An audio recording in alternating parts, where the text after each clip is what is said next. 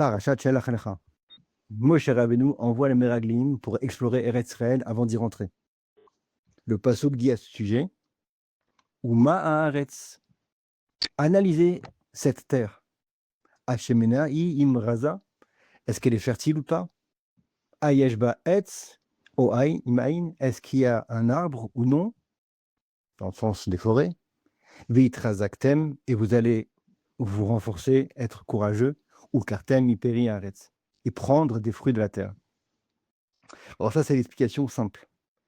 Le Khatam Sofer, il donne une autre explication magnifique, qui est la suivante, et qui se base sur ce que Rachid amène au nom des Khamim. Là où il y a marqué Ayesh ba etz, est-ce qu'il y a un etz, la kavana tzadik? Est-ce qu'il y a un tzadik en Eretz Israël, des tzadikim? Et il fait remarquer, le Khatam Sofer, que c'est pas pour rien qu'on dit que un tzadik c'est comme un etz, parce que le etz il a deux qualités. Première, c'est qu'il protège, et la deuxième, c'est qu'il donne des fruits en général. Alors pareil, le tzaddik, il protège son dor, sa génération, et deux, il prodigue tout autour de lui du chesed. Alors d'après cela, la lecture du pasuk est la suivante.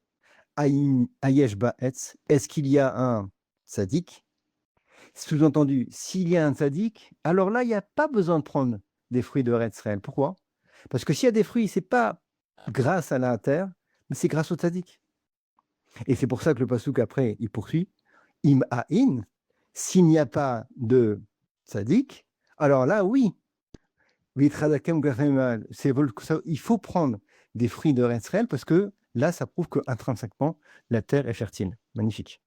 Alors là, on voit le principe du chesed, que c'est très fort, ça donne des pérotes, ça donne des fruits, ça donne des brachot.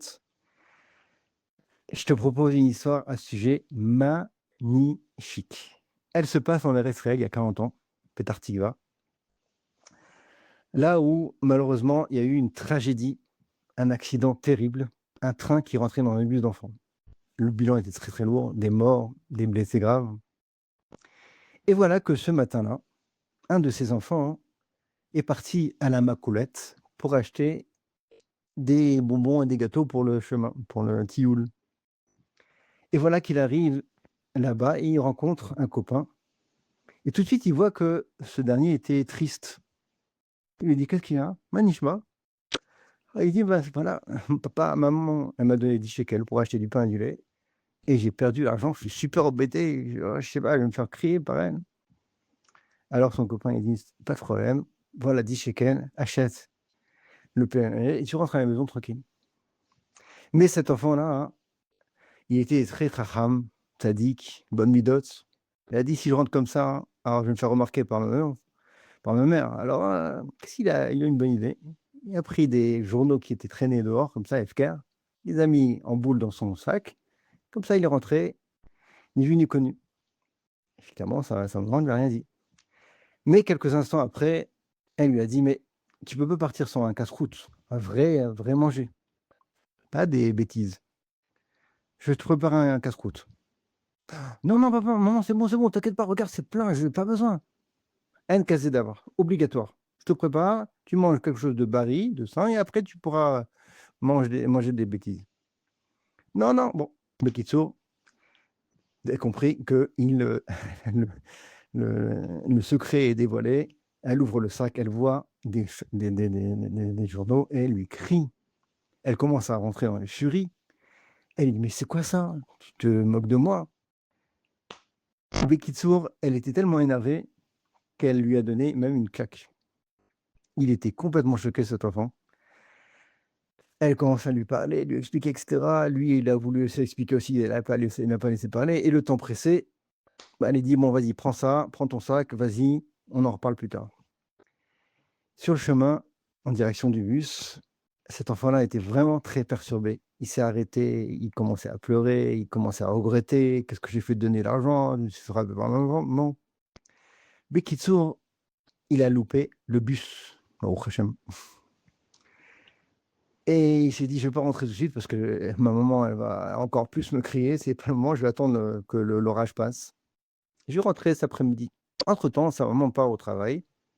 Les heures passent. Et malheureusement, toute Eretz Israël entend la tragédie nationale qu'un train est rentré dans ce fameux bus.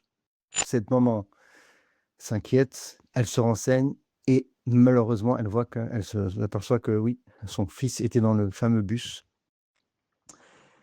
Elle va tout de suite à l'hôpital, essaye d'identifier les noms des gens qui sont malades. Malheureusement, son fils n'est pas dans le listing. Alors elle commence à paniquer. Elle se renseigne à droite à gauche. Il n'est toujours pas là. Elle dit, elle s'attend au pire, ça veut dire qu'il est mort. Elle commence à pleurer, être cassée. Dans quelles conditions en plus j'ai quitté mon fils, je l'ai frappé, je l'ai renvoyé. Elle était vraiment détruite. Elle rentre à la maison, elle ne sait pas quoi faire. Et quelques minutes après, son fils cogne à la porte. Et à ce moment-là, c'est l'explosion de joie. La grande surprise, et au Hachem, son fils est Dijon. Alors, qu'est-ce qu'on voit de cette histoire? La force du chesed. C'est marqué dans Chazal, Tzedaka tatzil mimavet. La tzedaka est tellement forte que même une xéra de mort, elle est levée grâce à la tzedaka qu'on donne. Le Zohar, il dit dans le sens, il dit Aïman de Rachmeine Kuchaberhu, cet homme-là qui est aimé par Akulbohu, et ben c'est quoi sa récompense? Shalchere Meshkene. Kulbohu, il envoie cet homme-là, qui est aimé donc d'Akulbohu, un pauvre. Pourquoi? Parce qu'on parle de quelqu'un qui a une xéra, de mourir en l'occurrence, mais comme il est aimé par un Kulbohu, alors il envoie un nid pour faire le tzedaka, et grâce à la tzedaka, la xéra est annulée. Voilà la force de la tzedaka. Le chesed qu'on peut faire. Autre chose qu'on peut voir de cette histoire-là, c'est qu'il n'y a pas besoin de faire un grand chesed, donner des grosses sommes d'argent, faire une grande action, aller sauver quelqu'un qui allait se noyer. Non, on parle d'un petit enfant qui a donné 10 shekels, qui a eu de la peine pour son copain, et c'est ça qui l'a sauvé. Autre point qu'on voit aussi, c'est que quand on fait du chesed, ou même en général une mitzvah, jamais on perd. Jamais il faut regretter, que ce soit avant ou après. Cet enfant-là, il aurait pu dire ah, qu'est-ce que j'ai fait? J'aurais pas dû donner des chesed. Non, il ne faut pas faire des calculs comme ça. Quand on fait une mitzvah, jamais on perd. Shabbat shalom,